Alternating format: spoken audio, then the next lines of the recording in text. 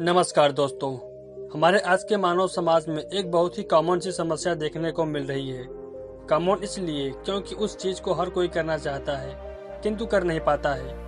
अब आपके मन में यह सवाल आ रहा होगा कि ऐसी कौन सी कॉमन समस्या है जो इन्हें पता है पर मुझे नहीं। तो चलिए मैं आपको बताता हूँ उस कॉमन समस्या के बारे में, और साथ ही इस समस्या के निवारण के लिए मैं आपको महात्मा गौतम बुद्ध की एक प्रचलित कथा भी सुनाना चाहूँगा। तो दोस्तों, वो समस्या यह है कि हम अपने जीवन को बेहतरीन बनाने के लिए दूसरों से अच्छी बातें सुनते हैं, जिससे कि जीवन को सफल बनाया जा सकता है। और ये बातें सुनने में भी अच्छी लगती है, किंतु हम उन अच्छी बातों या उन अच्छी चीज़ों को खुद पर अप्लाई नहीं कर पाते हैं। यदि इसे आसान भाषा में कहा जाए तो हम लोगों से अच्छी बातें सुनते तो हैं, लेकिन खुद के जीवन में उतार नहीं पाते हैं। क्यों, सही कहा ना मैंने? है ना ये आपकी भी समस्या, या यूँ कहूँ तो है ना ये कॉमन समस्या? अब आपके मन में यह सवाल आ रहा होगा कि इसमें क्या नई बात है, लेकिन मैंने आपसे कहा था मैं आपको समस्या बताऊंगा और साथ ही इसके निवारण के लिए महात्मा गौतम बुद्ध की एक प्रचलित कथा भी सुनाऊंगा। और कथा सुनाने से पहले मेरी आपसे एक रिक्वेस्ट है कि आप वीडियो को अंत तक जरूर देखें और पसंद आए तो एक लाइक करके चैनल को सब्सक्राइब जरूर कर दें, प्लीज, अपना छोटा भाई मान के। तो चलिए लौटते हैं महात्मा बुद्ध के उस कथा पर। एक प्रचलित कथा अनुसार महात्मा बुद्ध एक गांव में ठहरे हुए थे। वे प्रतिदिन शाम को वहां पर सत्संग करते थे। भारी संख्या में वहां पर भक्तों की भीड़ होती थी, क्योंकि उनके प्रवचनों से जीवन को सही दिशा में ले जाने का बोध प्राप्त होता था। उनके द्वारा बताए गए शब्द श्रोताओं के मन में उतर जाते थे।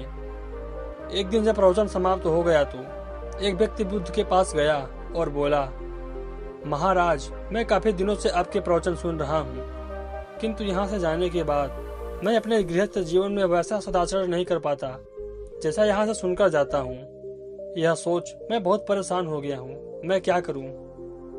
बुद्ध मुस्कुराए और युवक को एक पास की टोकरी देते हुए कहे, जाओ, इसमें जल भर कर लाओ। युवक टोकरी लेकर गया, किंतु उसमें जल भरने में असफल रहा। बुद्ध ने यह कार्य निरंतर जारी रखने के लिए कहा। युवक प्रतिदिन टोकरी में जल भरने का प्रयास करता, किंतु सफल नहीं हो पाता। कुछ दिनों के पश्चात बुद्ध उससे पूछे, इतने दिनों से टोकरी में लगातार जल डालने से क्या टोकरी में कोई परिवर्तन नजर आया? युवक बोला, हाँ, एक परिवर्तन जरूर आया है। पहले टोकरी में मिट्टी लगी थी, किंतु अब वह साफ दिखाई देती है, कोई गंदगी दिखाई नहीं देती, और इसके छिद्र भी पहले जितने बड़े नहीं रहे, वे बहुत ही छोटे हो गए हैं। तब महात्मा बुद्ध ने उसे समझाया, यदि इसी तरह से टोकरी को पानी में निरंतर डालते रहोगे तो कुछ ही दिनों में ये छेद फूलकर बंद हो जाएंगे और टोकरी में पानी भर पाओगे। इसी प्रकार जो निरंतर सत्संग करते हैं उनका मन एक दिन अवश्य निर्मल हो जाता है। युवक को बुद्ध जी की सारी बातें समझ में आ गई और उसे अपनी समस्या का समाधान मिल गया।